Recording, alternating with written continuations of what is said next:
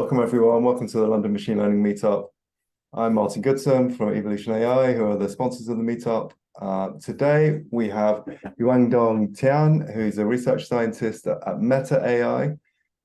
He's going to be talking to us about long context support in large language models. He will be speaking as usual for about 40 minutes. Please use the QA function to add any questions as we go along, and there'll be a QA section which will be hosted by Dajan Grubisic for about 20 minutes at the end. But we'll invite you to ask put all of your questions into your QA. As usual, we would love it if you ask your questions yourself live. So please put your hand up if you allow us to do that, and I will unmute you so that you can ask your question.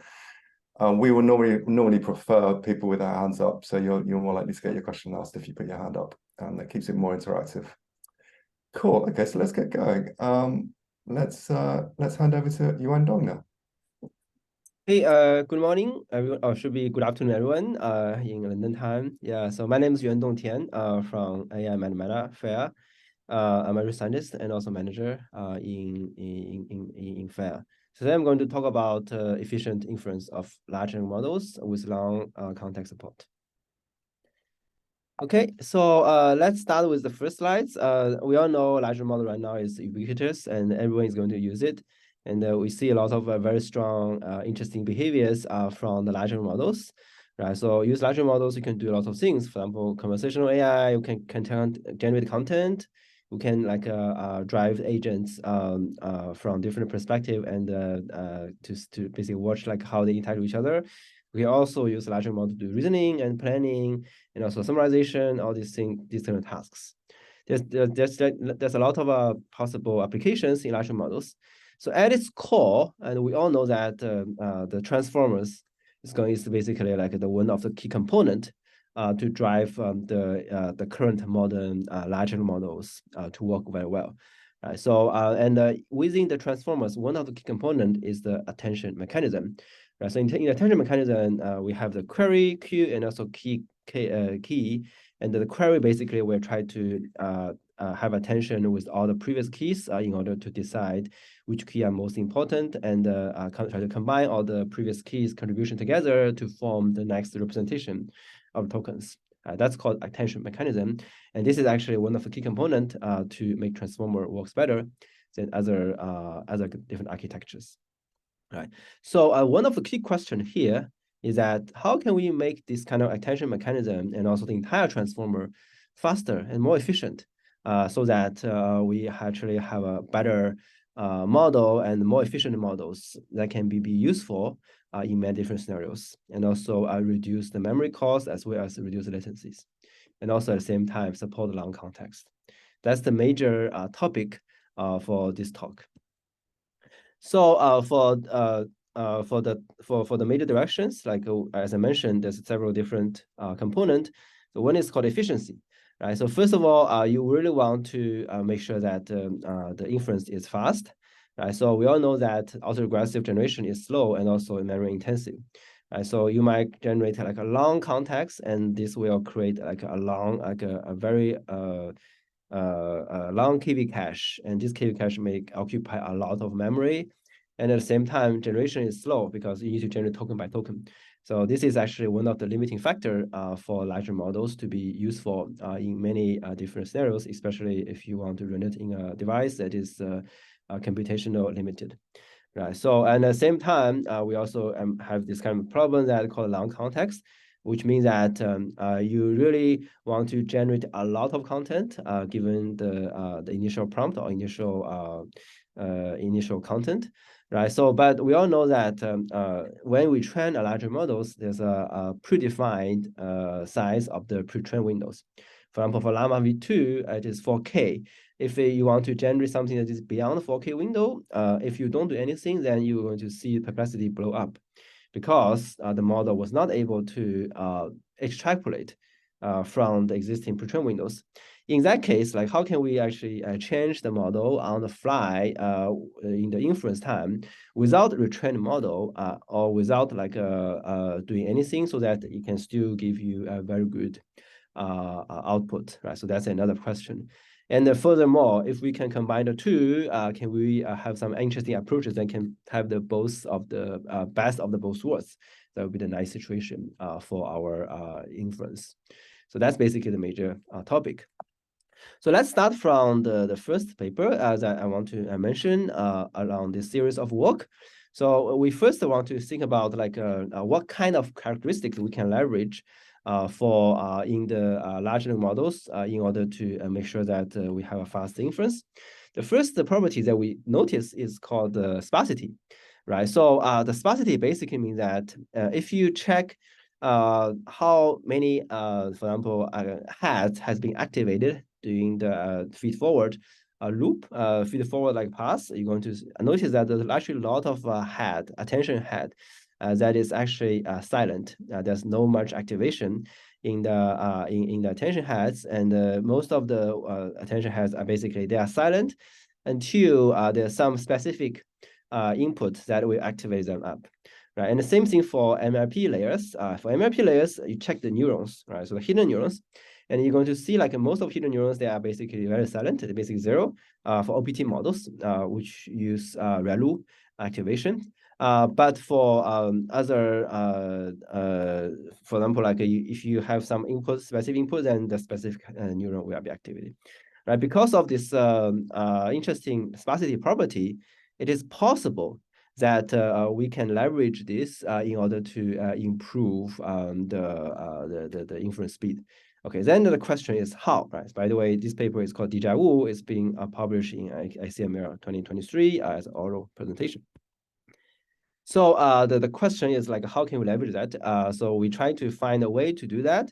First of all, we try to basically check like what is the structure, activation structure for the attentions, right? So we notice that, for example, in many situations, for example, here's like example sentences, and you put example sentences into the in the transformers.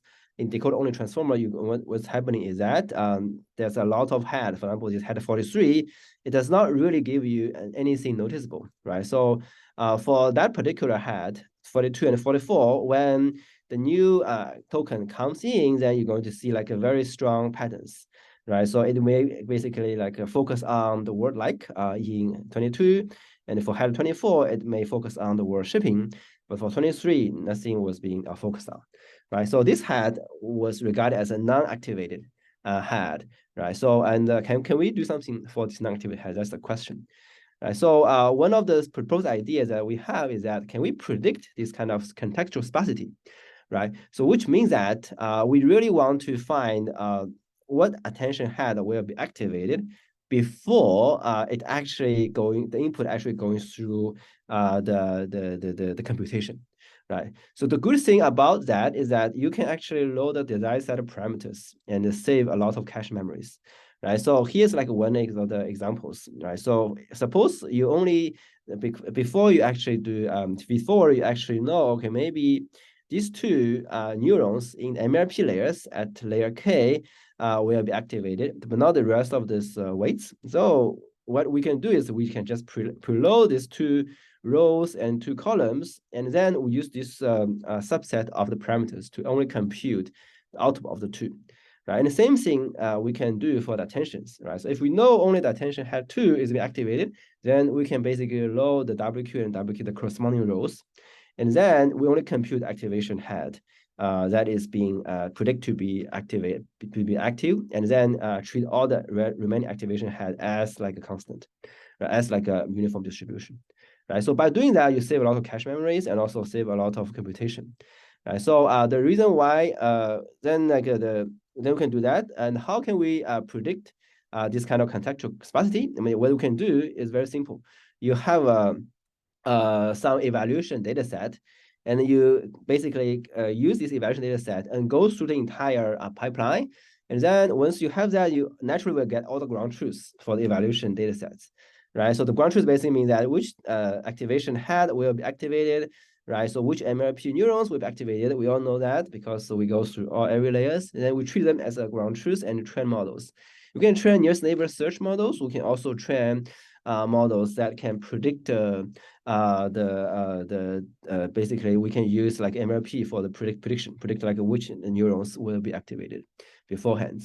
And we don't want to predict that just by one layer, which is kind of too slow. So what happened is that we actually use the features that is extracted from the previous few layers and predict the sparsity patterns across multiple layers. This is trying to leverage the property that the embedding across layers are slowly changing. Right? So we can actually leverage feature that is on the previous few layers to predict what's happening now. And this is also will give you a time to load all the weights dynamically. So this actually give a lot of a boost there. So finally, we actually test this idea called DJU in multiple test set. And we see that, first of all, it maintained the same accuracy across multiple tasks in the downstream downstream settings. And we see they are very comparable with original performance, which is great, right? So at the same time, it's much faster in terms of the latency. So it's basically like if you compare this with Hugging Face with hard transformers, it actually gives you lower latencies because it only load a subset of the weights dynamically, right? So that's basically the interesting component there. And of course, it will demonstrate the best performance when batch size equals to 1, because in that case, the activation pattern is the sparsest. If you have a larger batch, then over time, almost like all the neurons will be used, then it does not really give you a benefit if you predict the activation patterns. Right. So and also the good thing about this is that you can also combine this idea with other quantization or other ideas, right? They are orthogonal to each other. That's actually pretty good, right? So combine the two and you get reasonable performance. At the same time, the model can be even faster to serve. Right. So that's basically like the first paper I want to mention. And then second paper I want to mention is the H2O paper, which is also going to the same direction, but I try to address the problem in different angle. Right. So we all know that inference in linear transformers is quadratic, right? So when the sequence is very long, then to basically predict the next token, you really need to go through all the previous sequence, all the previous tokens, because you really need to compute attention for all the previous tokens. That's actually will make things super slow when you really want to generate a lot of content, right? So, and then if you think about like how the attention is being computed, you actually arrive at this kind of like a very typical attention map structure, right? So in order to compute this token, generate this token, you really need to attend to all the previous ones. And the question is, do you really need to do that? All these previous tokens are equally important. The answer is no. Right, so we actually have already done some studies to follow that direction. And we try to, for example, do some kind of analysis at the beginning in order to gain some insights. So here's a figure that we show what's happening for all the attentions if we accumulate all the attention scores together. That you're going to see the x-axis is basically the tokens, right? The word index. And the y-axis, they are co-occurrence time, right? So given the token, which is the query, how often then another token is happening at the same time, and you're going to see like it's actually follow this kind of distribution, and distribution basically say that for given query token, the majority of the tokens they didn't show up for sure, but there's only like a few subset of tokens that really show up a lot. Right, so that's basically this kind of peak distributions. Interestingly, this co-occurrence time is very consistent with accumulated attention scores that you computed if you run your models on a set of data sets. Right, so these two are actually calculated. We actually have a series of papers that are trying to show these two are tightly related in a theoretical understanding of transformers. Right, so here we're trying to focus on more on the empirical side. So if we can use that, then we'll be thinking about maybe these tokens, which co-occur a lot with the query, they are most important, right? So that's called heavy hitter tokens. So actually, this is true. If we try to remove these heavy hitter tokens during the attention computation, then all of a sudden, all these downstream tasks, their accuracy drops substantially, which means that these heavy hitter tokens are very important. right? So this also bring about another question: can we improve our self-attention mechanism? Right? The answer is yes. I mean, how about we only keep the heavy hitters, but get rid of all the tokens that seem to be not important? And how we compute that is very simple, right? So we just use local greedy algorithms. What we do is that whenever we compute a new tokens, we actually check like all the previous tokens. If these previous tokens has a very high attention score in the past, then they will be kept as a heavy hitter. If these tokens have a very low accumulated attention score, which means that it seldomly draw attentions from previous tokens, then that token may not be that important. We can drop them. If you do that, then we basically keep like a constant cache of the previous tokens and previous KV caches. Then this attention mechanism is not becoming O(n) square anymore, right? So it become like constant.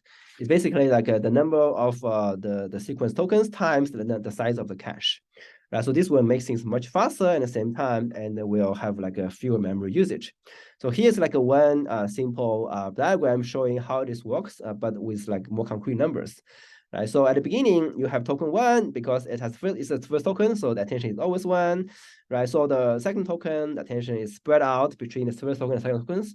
And once you go this iteratively, and you realize that maybe these tokens actually receive less attention from the previous iterations, then we drop these tokens over time.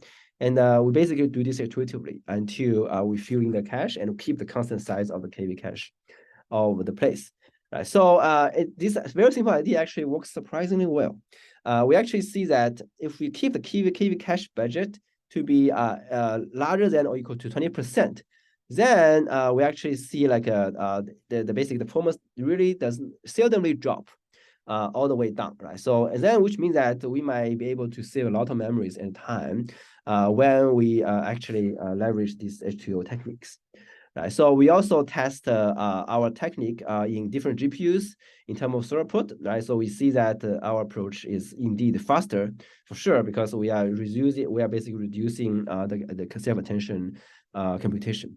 Right, so so this is actually quite nice, and at the same time, again, it's compatible with quantization. Right, we don't need to worry about that. We can quantize, and at the same time, the model become even faster.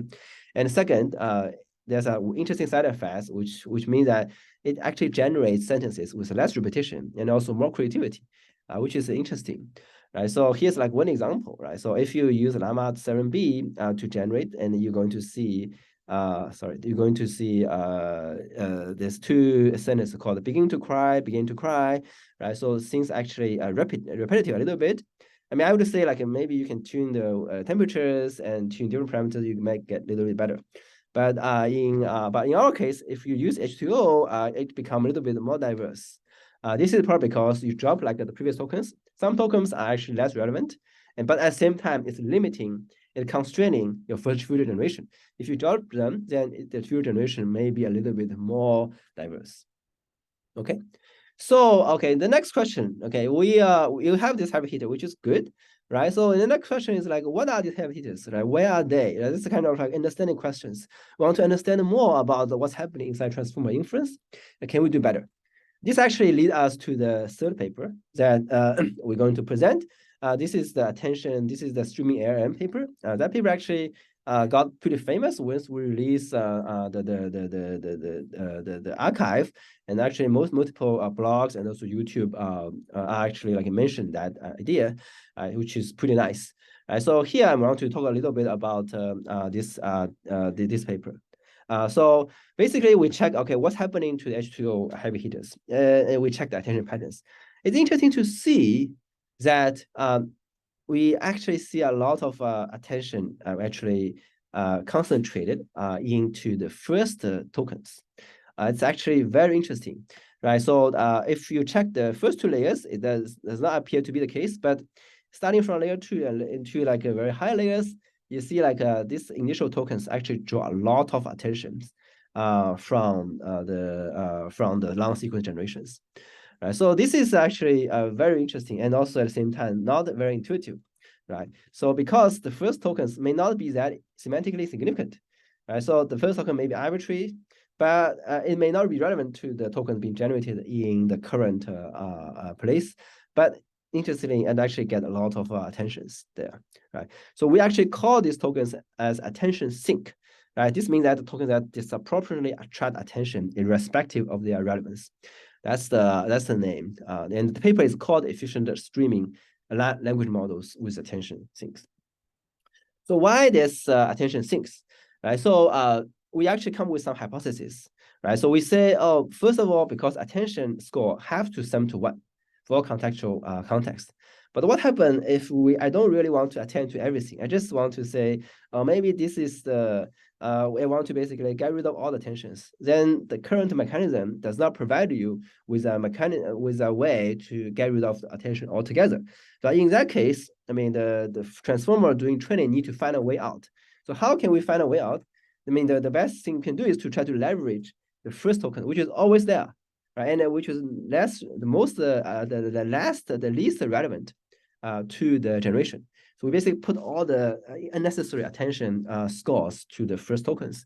That will create this attention sink phenomena, right? So and also we actually do some interesting studies. Okay, how about we keep the first tokens, but we change the content, and we see that if we change this first 4 attention sink with arbitrary content, for example, we change everything to enter, so like to different tokens, then the perplexity does not really change, right? It adds a little bit, but it does not really, which means that only the absolute position really matters, but not the actual content of that. However, if you get rid of the attention sink, say like, okay, we just get rid of them altogether, then all of a sudden the perplexity blows up because it actually basically destroy this attention structures, right? So previously you have like a big number there, try to add as denominator, but now this big number is gone because you get rid of all attention sinks. Then all of a sudden your softmax is not operating as normal. Then you basically break everything. This also give you this kind of feeling that this is the reason why it works or not. So from this understanding, we actually basically like propose a new approach called the StreamingLLMs. And with the StreamingLLMs, we're able to basically generate infinite lengths of the sequence without having any issues of perplexity blow up.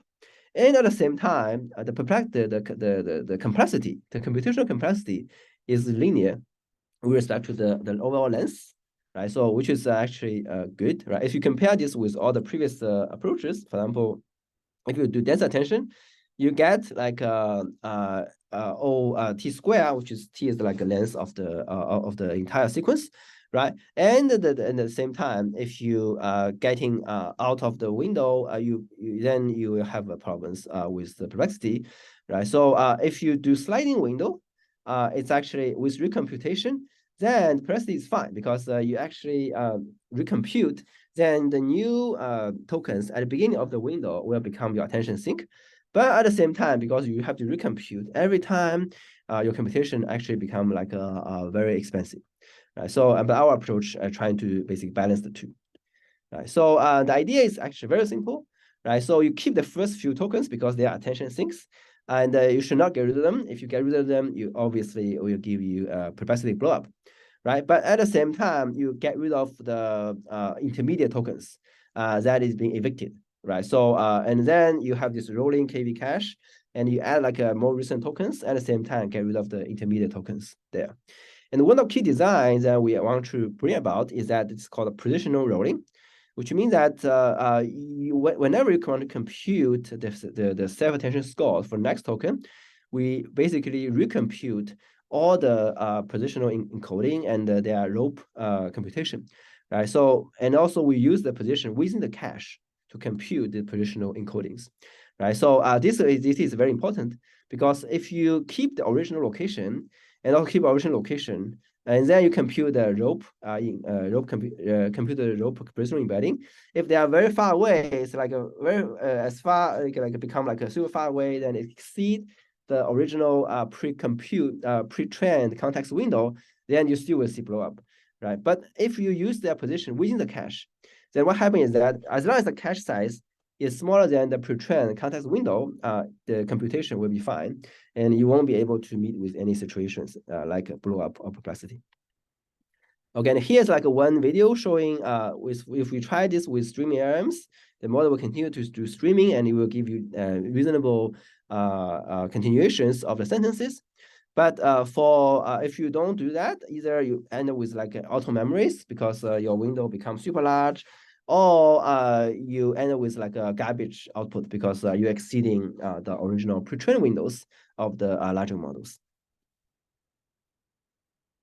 Okay, so and if you check this this figure, and you show that we basically show that the StreamingLLM will have stable perplexity, and at the same time constant usage of VRAM, right? So will not blow up in both of the metrics, right? And also, if you compare this with the sliding window with recomputation, it is up to 22x faster.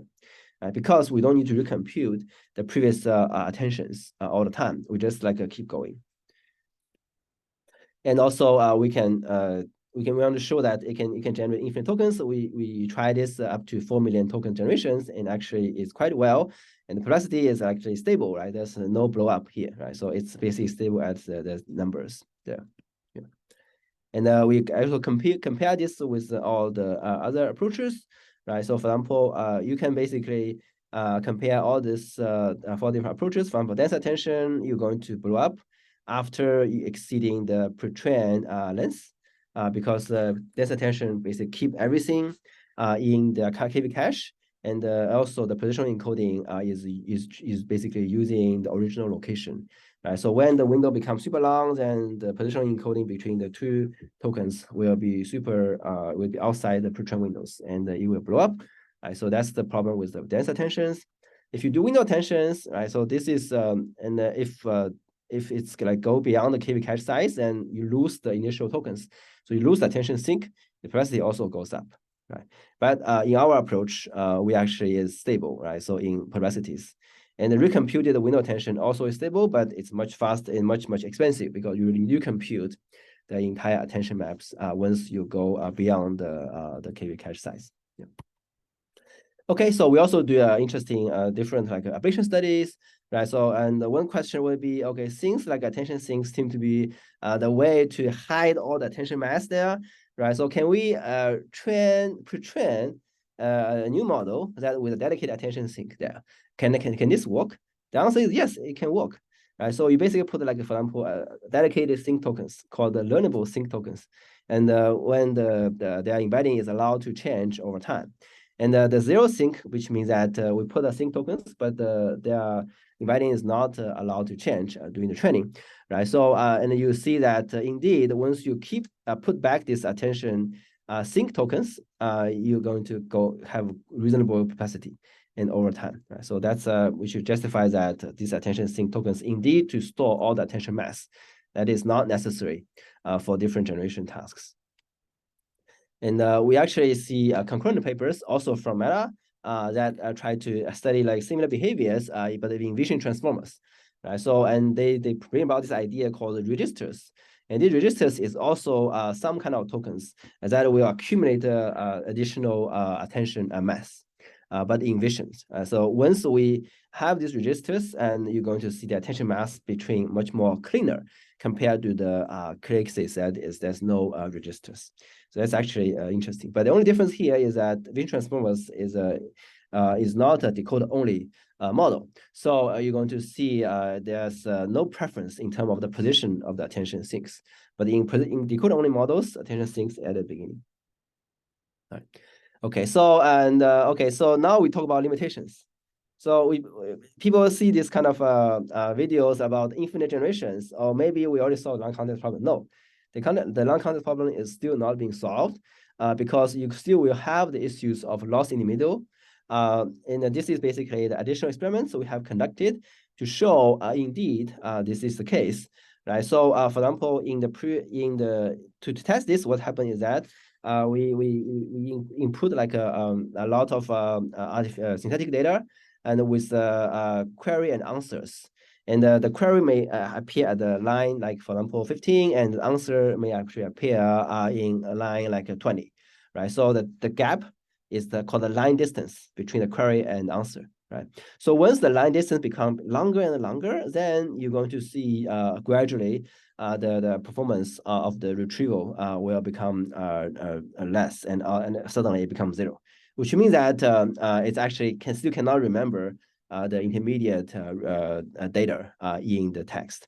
Yeah, if it's going outside the context window. So basically, we only solve the problem that it does not blow up when you're generating longer and longer longer data, but it still will forget about the content that is in the middle and was being evicted during the inference. So it has been solved yet, but you can use that as infinite chat, which is a nice applications because chat usually only attend to the very recent tokens. Okay, so then the next question is like, can we actually solve the issues lost in the middle, right? We didn't solve it. So this will basically bring about the question, can we extend the context window extend context window of the pre-trained models? We're going to talk a little bit later. And before that, we talk about, can we use this idea and make our H2O paper even better? So this is like a very recent improvement of the H2O. So because if you think about the difference between StreamingLLMs and also H2O, they are very similar because H2O is basically selecting the heavy hitters dynamically based on some criteria, while StreamingLLMs is basically focusing on the first 4 tokens as the kind of heavy hitters, right? So basically, you can think of StreamingLLM is a subset of H2O. So if you use like this rolling, positional rolling to H2O, it actually will give you even better results in terms of different tasks, right? So I mean, this is very recent work, and we see that with H2O and with this position rolling kind of technique, we are able to get even better results in terms of question answering and also summarizations. And at the same time, the StreamingLL2 will still have the infinite streaming capability. So that's actually interesting extensions.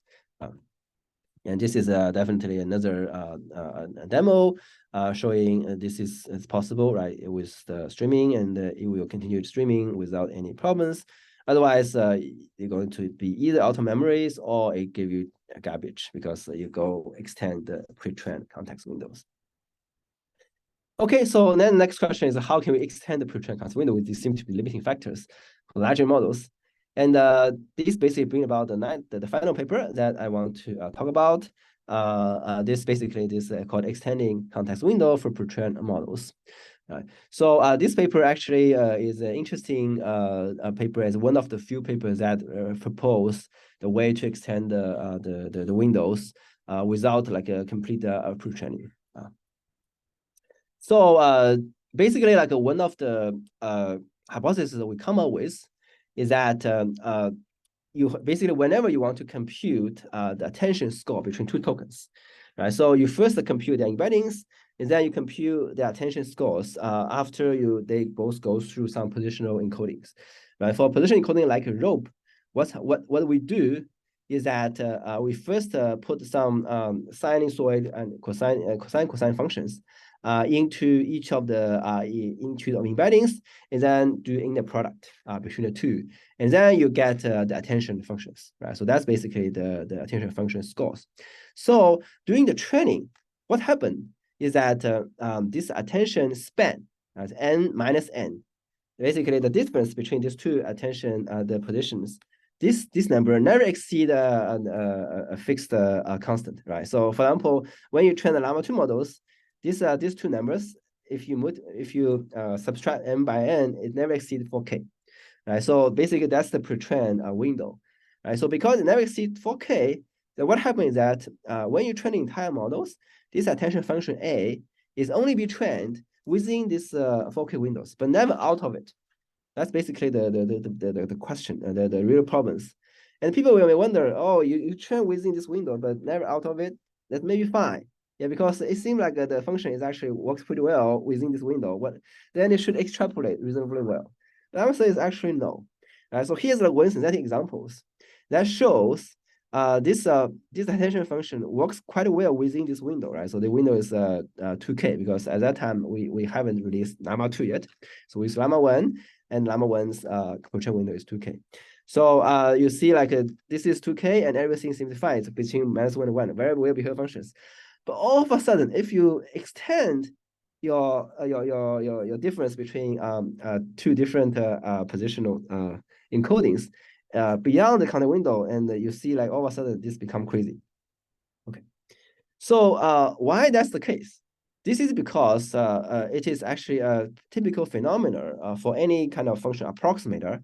They are very good at interpolation, but never good at extrapolation. That's the real problem, right? So in doing extrapolation, all of a sudden the function will go crazy, right? So that's actually the biggest problem that you might meet with doing the generations.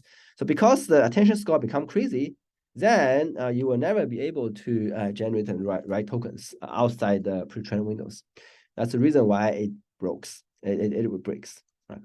So then if you think about like comparison between interpolation and interpolation, and you will see that interpolation will go crazy, but interpolation actually behave reasonably well.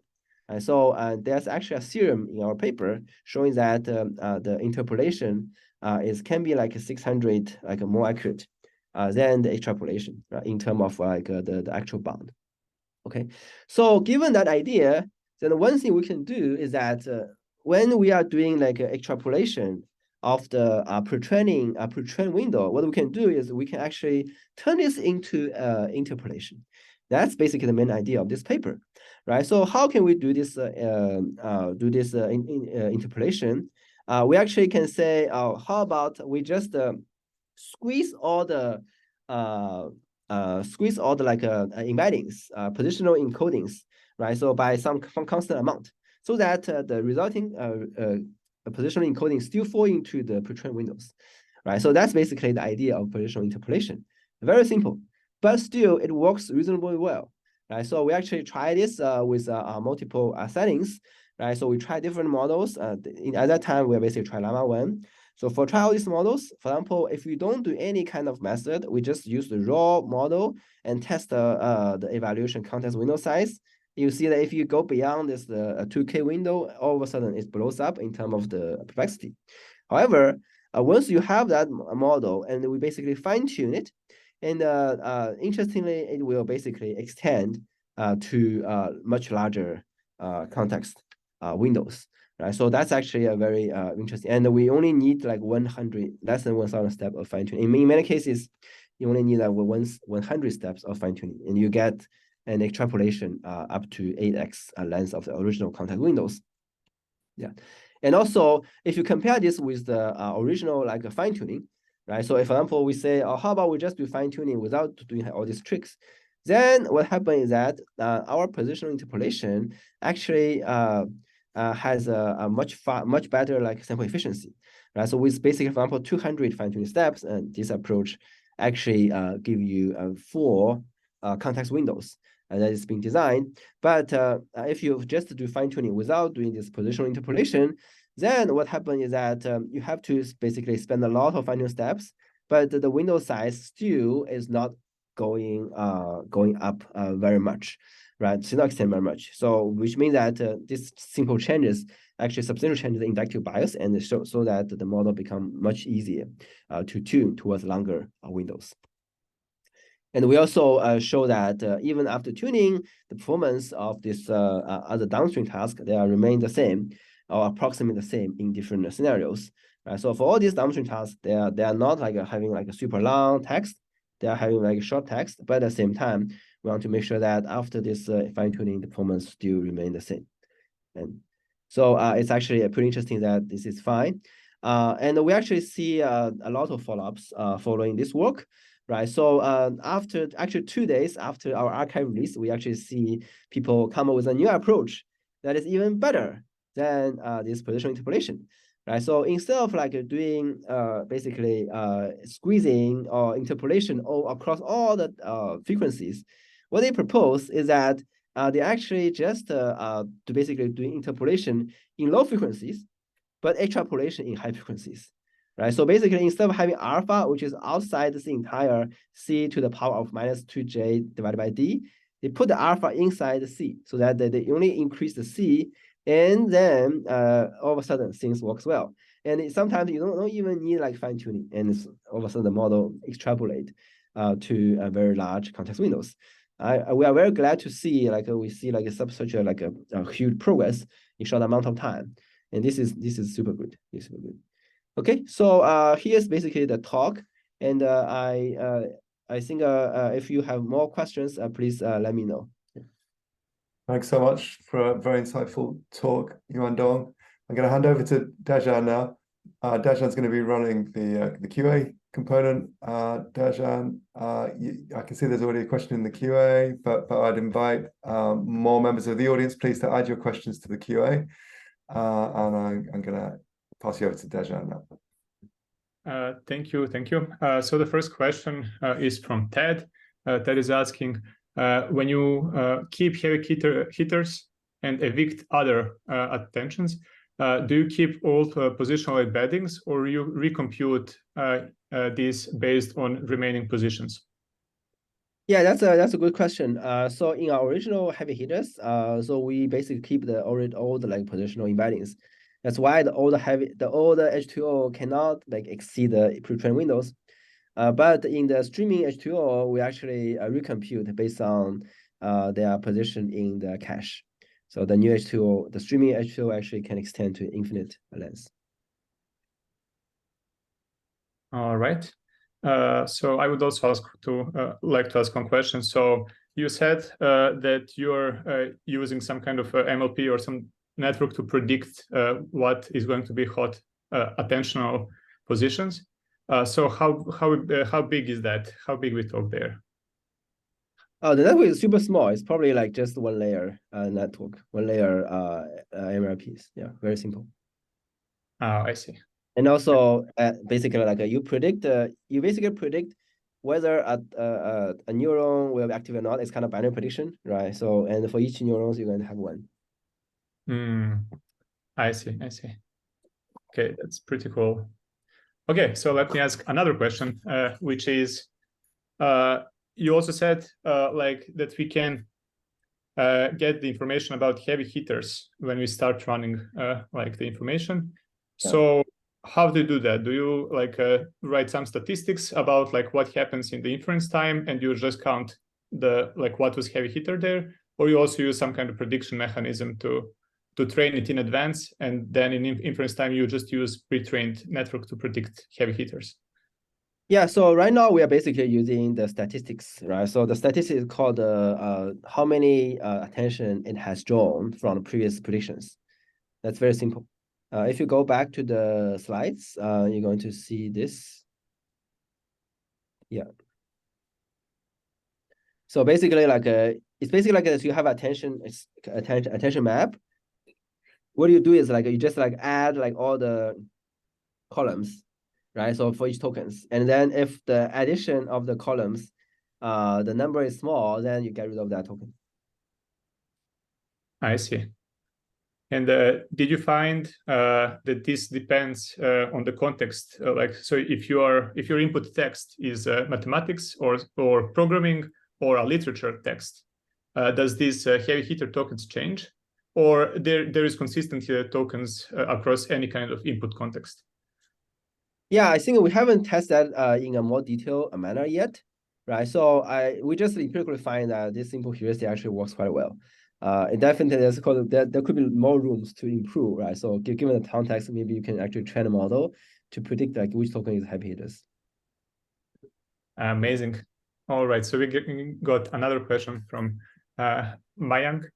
So how does positional interpolation work for extending the context of LLMs? Yeah, so the positional interpolation will basically give you a larger pre-train windows, right? So basically what you do is for example, if you know, okay, we have a model of 2K pre-train windows, we want to extend to 4K, we basically divide all the positional location, basically the actual position location by 2. Right, so that after you do this rescaling, you basically make sure that the rescaled positional index, they are still fall into the original context windows, pre-trained context windows. Yeah, that's it. Dajan, can I ask a question? Just wanted to jump in there. Yuandong, recently we had Ophir Press gave a talk to the meetup, and he was talking about Alibi. Could you maybe set your work in context with Alibi, the similarities and differences? Yeah, so Alibi is basically like a different way of computing a positional, relative positional encoding, right? So between two tokens, right? So this is in something similar to rope. Rope is also relative positional encodings, right? So you can actually replace rope with Alibi, and we actually have evidence that this will still work well. Yeah. So the difference between rope and Alibi is that Alibi basically do have exponential decay when the two tokens are far away from each other, and rope is kind of exponential decay plus sinusoid functions. So sinusoid functions, from my intuition, will give you good resolution when these two tokens are very close to each other. Thank you. All right, do we have some other questions? If you have, guys, write it down. In the meantime, I can also ask, so this stuff that we saw, that the attention sync happens only on like a first tokens, that's really interesting to me and really unusual to see, like, why would that be the case? So I'm curious, if you would put like during the training, like constant tokens, so you start always the answer with the same 4 tokens. Would it be the case still that the attention sync would be these 4 tokens that are always the same, or they need to be different? I think that these 4 tokens can be arbitrary tokens, and basically the position, only the position matters, but not the content.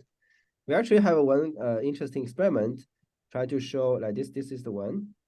We say that if you replace the first few tokens with the first 4 enters, right? So, and you're going to see very similar perplexity.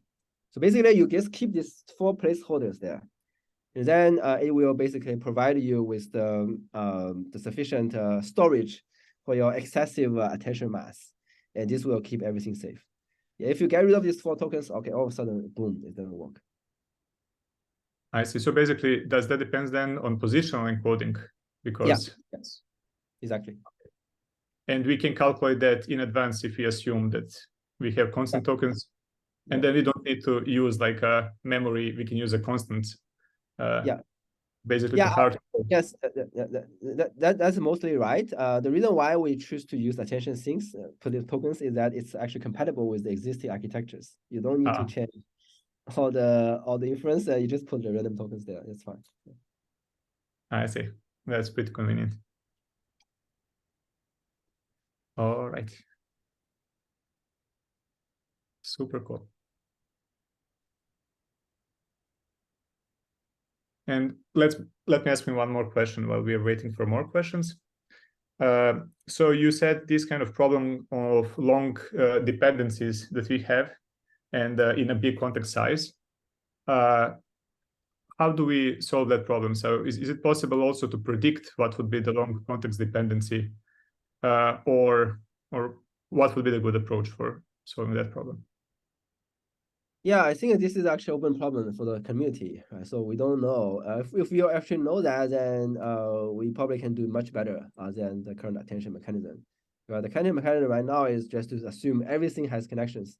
Then you basically have an O(n) square kind of like a attention mechanism in order to capture everything there, right? So I mean, one possibility would be, for example, you have a kind of validation data set. That data set, you compute all the attention scores, and you compute use that, you basically have an idea about, like, given the query, what will be likely the tokens that you're going to attend to before you compute the entire matrix, right? The attention matrix, and then you only keep all these tokens that are relevant. That's one possibility. Yeah, but this will also depend on context as well, because if you only compute, for example, co-occurrence, this might only works for the first few layers, but when in the top few layers, and you actually basically each token will carry their own context, right? And this context may be relevant, even if their tokens are not relevant to each other. So basically, we are only exploiting in this paper the thing that the similar attention layers are similar, right? And then therefore we can train our MLP to predict the next one, right? Yeah, so for the DJU paper, yes, we are trying to leverage like the similarity across layers to predict that. But you need this prediction. It's not easy to come up with the statistics. Yeah, I so see. you have to learn something. Yeah. Sounds good. Okay, so we got another question from Ted, slightly off the topic though. As he said, since StreamingLLM has good perplexity, but has issues with question answering in the middle of the long context, is there maybe a better metric for LLM than perplexity? Yeah, I think it's another big question, like $1 million questions for the entire community, right? So yes, right now people use perplexity, which is convenient. But if you want to, for example, measure like a long context, usually people can use, for example, possible retrievals, like zero scores, right? So these are actually ways to measure the consistency there. But still, I don't think there's a kind of unified answer for this, right? So you can come with your own metric and see what's going on. And there's also works on, for example, needle in the haystack, right? So they actually use that to measure the long context retrieval from using GPT-4 or like Cloud. Right? So you probably can use that as well.